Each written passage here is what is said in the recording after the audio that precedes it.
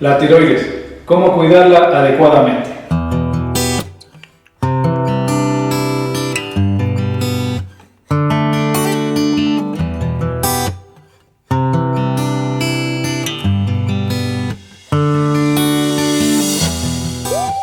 Hola amigos, estamos en un nuevo programa de medicina preventiva aquí en Hospital Durango. Tenemos el día de hoy un médico especialista que nos va a comentar sobre muchos temas bastante importantes acerca de nuestro tema de hoy, que es la tiroides. Tenemos al doctor Cristian García, cirujano de cabeza y cuello, que ha venido a nuestro programa. Bienvenido, doctor Cristian García, a nuestro programa de medicina preventiva. Muchas gracias por la invitación. Siempre que sea posible llevar información a la comunidad pueden contar conmigo, y qué mejor dedicar este tema en un mes muy importante denominado Mes de Concientización del Cuidado de la Glándula Tiroides, y dirigida a nuestra población que particularmente también padecen con cierta incidencia más elevada que en otros lugares de problemas relacionados a la alteración en la glándula tiroides. Muchas gracias, doctor. Doctor, podemos hacer una introducción de quién es el doctor Cristian García, dónde reside actualmente, dónde está laborando actualmente. Con mucho gusto. Yo soy Cristian Ramiro García Ceballos. Así me denominaron mis padres y lo llevo con mucho orgullo mis nombres y mis apellidos. Soy médico cirujano de cabeza y cuello, esa es mi especialización, y mi práctica me ha permitido especializarme con más énfasis en las enfermedades de la glándula tiroides. He realizado varios cursos. El primero y más importante fue mi posgrado que realicé en Sao Paulo, Brasil, hace ya cerca de 8 años, para más tarde visitar algunos otros países, entre ellos Corea del Sur, donde fui adquiriendo más conocimiento y experticia para el cuidado sobre todo de enfermedades de la glándula tiroides. Actualmente yo resido en la ciudad de Quito, es el lugar donde atiendo frecuentemente o con mayor tiempo a mis pacientes. Sin embargo, la afinidad, la incidencia tan alta de patologías de la glándula tiroides y enfermedades de cabeza y cuello me permiten dirigirme con bastante frecuencia a provincias vecinas, y una de ellas es aquí en Ambato, donde regularmente cuido de mis pacientes previo agendamiento, lo hacemos de manera muy organizada, y también en otras regiones, dedicando así mi tiempo prácticamente al 100% al cuidado de las patologías diversas de la glándula tiroides y también de las enfermedades de cabeza y cuello, sobre todo aquí en la Sierra Central. Muchas gracias, doctor, e igual por aceptar nuestra invitación a formar parte de este programa de medicina preventiva. Doctor, tengo una pregunta. En su especialidad, ¿qué trata su especialidad? ¿Qué enfermedades trata o los procedimientos que pueden hacer un cirujano de cabeza y cuello? Esta es una pregunta muy importante y es muy bonita poder desarrollarla, porque esto nos permite a nosotros recordar que la medicina es muy diversa, que actualmente disponemos de especialidades que se enfocan al tratamiento de cada disciplina. Tenemos médicos que se encargan o dedican su especialización para cada órgano inclusive. Particularmente los cirujanos de cabeza y cuello se dedican a la atención de enfermedades que involucran un área anatómica que está determinada por la parte inferior, la base de las clavículas, y por una línea imaginaria que cruza la base de cráneo, que cruza la parte anterior de las órbitas hacia la parte posterior, que se dirige hacia la base de cráneo, toda la parte hacia la porción anterior del rostro, en este caso, macizo facial. A veces nos confundimos un poquito al escuchar cabeza. A veces podemos creer que también tratamos la parte neurológica. Sin embargo, de esto se encargan otras especialidades como neurología o neurocirugía. En forma resumida, nosotros nos encargamos de los tumores más frecuentes, como en el caso de la tiroides, tumores de cavidad oral, laringe, orofaringe, región nasal, fosa orbitaria, sobre todo relacionados con trastornos de partes blandas. También algunas veces y algunos tumores de partes óseas como tumores mandibulares, ameloblastomas o sarcomas de mandíbula, lo podemos hacer. Nuestra experticia como cirujanos de cabeza y cuello nos permite poder identificar, tratar o inclusive rehabilitar con reconstrucciones de relativa complejidad. La mayoría de las veces nosotros tenemos que tratar enfermedades relacionadas con patologías o enfermedades malignas, como el cáncer de tiroides, por ejemplo, o cáncer de cualquier otra subregión que les había nombrado. Entonces, es suficiente para nosotros dedicar nuestro tiempo al cuidado de esta área anatómica que, siendo tan pequeña, guarda un sinnúmero de patologías que requieren de una experticia mayor, y por eso existen hoy los cirujanos de cabeza y cuello. Gracias, doctor. Nuestra siguiente pregunta es: ¿qué función cumple la glándula tiroidea? Hemos escuchado mucha información que circula por las redes, pero la información valiosa que es tener a un médico especialista que nos pueda hablar es mucho más veraz, certera, y brindamos siempre la confianza también a las personas que nos están viendo de invitar siempre a médicos que tengan prestigio y que tengan una especialidad que nos puedan hablar directamente. Claro, bueno, empecemos desde su origen. La glándula tiroides es un órgano endocrino, significa que produce hormonas. Esa es la definición más sencilla. Las hormonas que produce la glándula tiroides son hormonas que nos ayudan a controlar el metabolismo de nuestro cuerpo. ¿Es importante? Sin duda alguna, la respuesta es sí, es muy importante.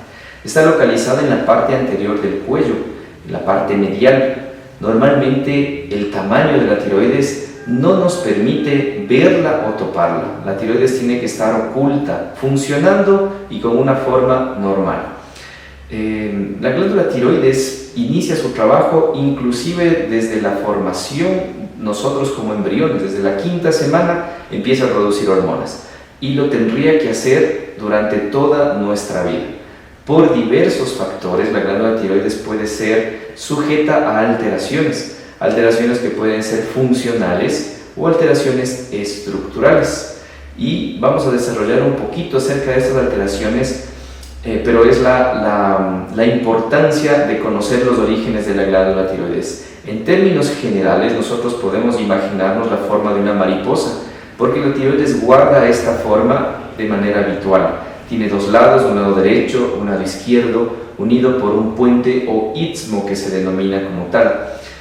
Nuestra glándula tiroides puede llegar a pesar apenas 6 gramos, 6 a 15 gramos, y puede variar dependiendo de la contextura de cada paciente. No es lo mismo una tiroides, el tamaño o forma de una persona que mide 2 metros versus una persona pequeña que mide unos 50 y muy delgadita. Entonces, todas esas características debemos tenerlas en mente al momento de hacer una evaluación de la tiroides. El hipertiroidismo y el hipotiroidismo, ¿cuáles son las diferencias de estas dos? Sí, uno de los trastornos muy frecuentes, como había mencionado, son los trastornos funcionales de la glándula tiroides.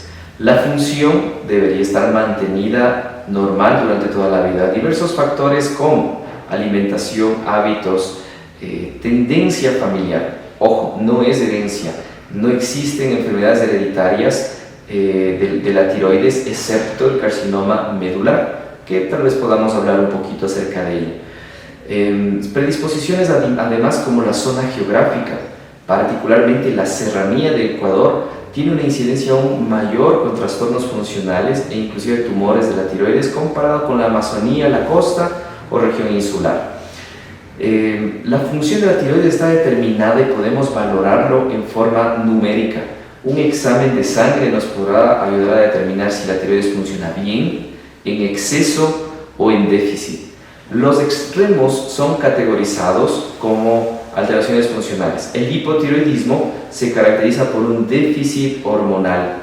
Se traduce en los exámenes de sangre con la medición de una hormona que se denomina TSH por su elevación.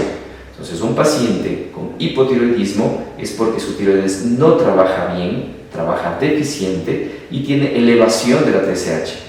Al contrario y al otro extremo está el hipertiroidismo, que significa exceso de trabajo de la glándula tiroides. Tienen muchas hormonas circulantes estos pacientes, por lo tanto la TSH estará muy bajita, suprimida casi en cero.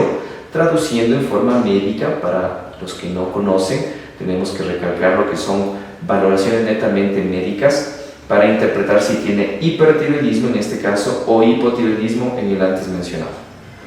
Doctor, ¿cuáles son estos rasgos o estos indicios que tienen las personas para saber si tengo alguna alteración en la tiroides? En forma general, se ha caracterizado visualmente. En términos médicos se denomina fenotipo, pero es algo semejante a una valoración observatoria visual de características típicas que pueden corresponder a cada una de estas características. En el caso del hipotiroidismo, nos podemos imaginar una persona un poco aumentada de peso, algo cansada, con su rostro hinchado, con pérdida y fragilidad del cabello, fragilidad de sus uñas, de su piel, con trastornos del sueño, con tendencia a la depresión, trastornos digestivos traducidos por estreñimiento y sobre todo el cansancio permanente que se hace frecuente en este tipo de pacientes. A mí me gustaría recalcar que estos son síntomas que engloban el hipotiroidismo que será diagnosticado mediante exámenes de sangre, porque quizá ustedes que me están escuchando, alguno de ustedes en algún momento de la vida tuvo o tiene este tipo de síntomas, pero al ser aislados no reflejan ningún tipo de diagnóstico o trastorno de la glándula tiroides. En el caso del hipertiroidismo nos podemos imaginar, y viene a nosotros una idea de un paciente delgado, muy ansioso, estresado, con también alteración en las uñas que se caracterizan por fragilidad. Al contrario, estos pacientes tienen diarreas en formas esporádicas, se los nota temblorosos, ellos no pueden dormir con facilidad por el estado de ansiedad que el hipertiroidismo los puede llevar y sobre todo sienten palpitaciones, agitación muy simple e intolerancia al calor. Doctor, aclárenos también un rumor que usualmente se escucha a las personas en la casa, que cuando una persona es gordito le dicen debes tener problema de la tiroides. ¿Qué nos puede dar sobre ese comentario? Bueno, los síntomas, como les había mencionado, son síntomas que se juntan, se reúnen, se hace una agrupación de todos ellos para inmediatamente validarlos con exámenes médicos y poder correlacionar si corresponde o no a alguna alteración en la tiroides. Fíjense que en nuestro medio se determina que la pandemia quizá que tiene más relevancia en el mundo entero es la obesidad, y la obesidad no necesariamente viene de la mano con trastornos tiroideos, pero recuerdan que les había mencionado que los pacientes delgados tienen una tiroides más pequeña versus los que son más altos, una tiroides más grande en forma habitual. Cuando un paciente gana peso en forma acelerada, habiendo tenido una contextura delgada, lógicamente su tiroides podría quedar en déficit hormonal y no poder cumplir la necesidad energética hormonal que necesita este nuevo cuerpo que creció demasiado o aumentó demasiado. Entonces, la obesidad podría llevarnos a tener hipotiroidismo.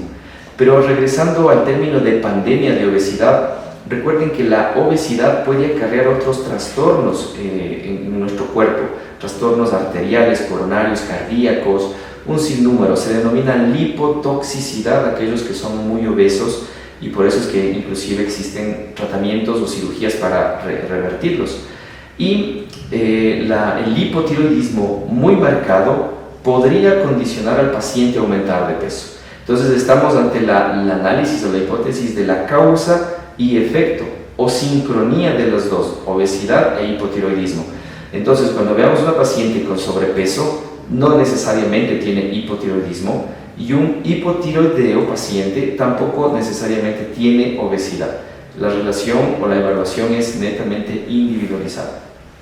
Eso es bastante importante que las personas entiendan, porque usualmente son comentarios que se escuchan tal vez en la casa, tal vez le dicen los amigos o en la calle, le pueden decir no, tiene que revisarse la tiroides. Entonces son unas creencias un poco que se van estableciendo en toda nuestra cultura, y debemos saber diferenciar, y no hay otra cosa más segura que tener su consulta médica y que sea valorado.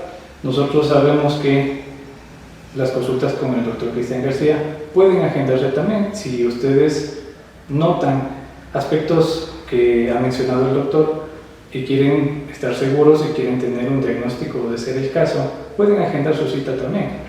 Doctor, si bien es cierto, nosotros tenemos cirugías que pueden solucionar este tipo de de enfermedades relacionadas a la tiroides, y también hay otros procedimientos que podemos hablar, los procedimientos quirúrgicos y los no quirúrgicos.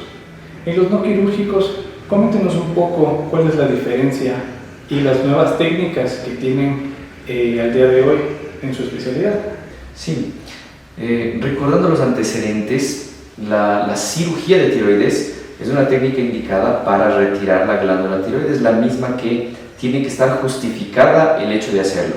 No se puede retirar por prevención, por si acaso, porque alguien me sugirió o porque no quiero tenerla, no. Las indicaciones son cáncer, sospecha de cáncer, tiroides muy grande o tiroides que produzcan muchas hormonas, se denomina hipertiroidismo no controlable. Tradicionalmente las cirugías se las puede realizar, se las indica, es un procedimiento que tiene muchos años ya de exploración, de perfeccionamiento, y actualmente es una técnica muy segura. Sin embargo, no todos los tumores en la glándula tiroides requieren absolutamente o en forma única la cirugía o retirada de la glándula. A través de los años, y más o menos desde el 2002, se describe la posibilidad de utilizar mecanismos alternativos no quirúrgicos pero igual de efectivos, como por ejemplo la radiofrecuencia o la alcoholización de nódulos tiroideos. Cuando quisiera referirme a lo más simple, cuando un nódulo de la tiroides, un nódulo es sinónimo de un tumor. Un tumor puede ser bueno o puede ser malo, o puede ser sólido o inclusive de contenido líquido. Cuando un nódulo de la tiroides o tumor de la tiroides es de contenido líquido, se denomina quiste. Estos quistes, dependiendo del tamaño, podrían ser tratados con la alternativa de alcoholización, es decir, reducirlos, quemarlos y eliminarlos, porque esa es la conclusión, se eliminan prácticamente los nódulos. Tenemos una serie de casos y pacientes que han sido beneficiados de este tratamiento. Pero los nódulos sólidos, que reúnen un volumen al menos de 2 centímetros de diámetro mayor, que causan síntomas, además de alteraciones visuales, cosméticas, tienen como alternativa la cirugía, pero no como la única. También tenemos la radiofrecuencia. Particularmente aquí en el 2019 traje la radiofrecuencia desde Corea del Sur como alternativa a la cirugía para reducción de los nódulos sólidos denominados bocio e inclusive algunos tipos de cáncer menores de 1 centímetro.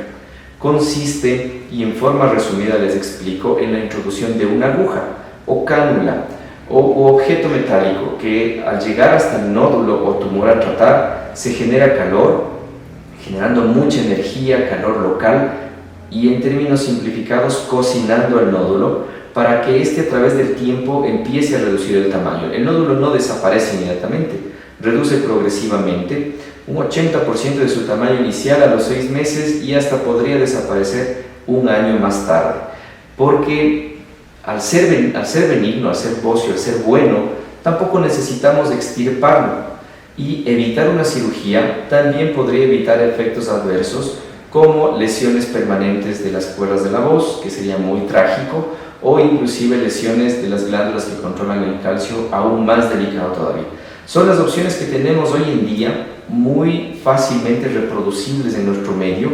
Lo hemos realizado ya aquí en Ambato en algunas ocasiones y les ponemos a consideración en el hospital. Los pacientes que deseen, que gusten visitarnos, consultar y tengan inquietudes, pueden hacerlo.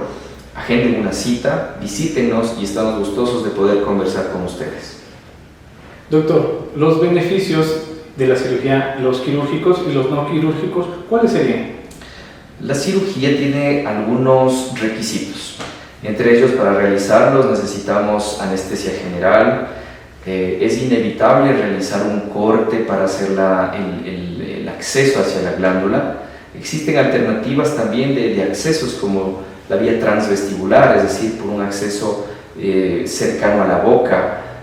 Sin embargo, requieren de los mismos elementos: anestesia general, les mencionaba, cicatrices, retirada de la glándula.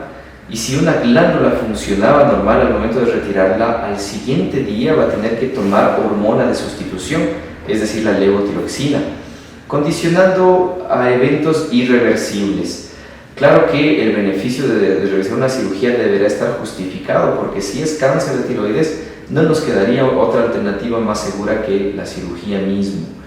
En tanto que la radiofrecuencia es una técnica ambulatoria, es una técnica ágil, dinámica, se lo hace con el paciente despierto, con apenas anestesia local, se lo hace conversando, el paciente se siente muy confortable al momento de realizar el procedimiento y al finalizarlo, que es en torno de 40 minutos, el paciente se incorpora y regresa a sus actividades prácticamente normal.